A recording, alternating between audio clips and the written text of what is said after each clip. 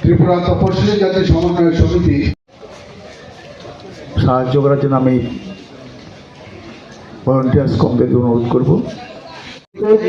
কেরালার প্রাক্তন সম্পাদক কলেজ বোর্ডের সদস্য কমরেড ছিল। এটা তো ঘটনা যে একটা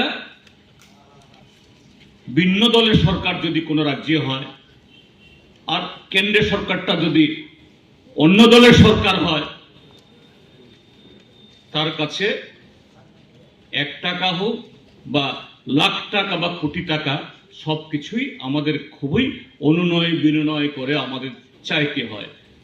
অধিকার যাই থাক না কেন, আমাদের দেশে তো সাংবিধানিক সে অধিকার সব দল, আমরা বামপন্থীরা যেরকম ভাবে এটাকে শ্রদ্ধা করি, সেটা করে না। তো সেদিক থেকে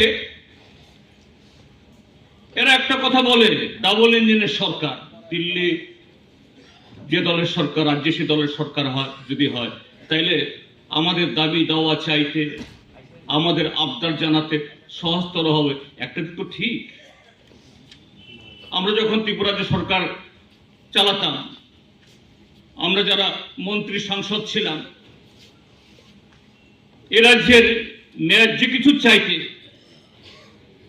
যা সাংবিধানিকভাবে একটা অঙ্গরাজ্য, একটা স্বাধীন দেশের নাগরিক হিসাবে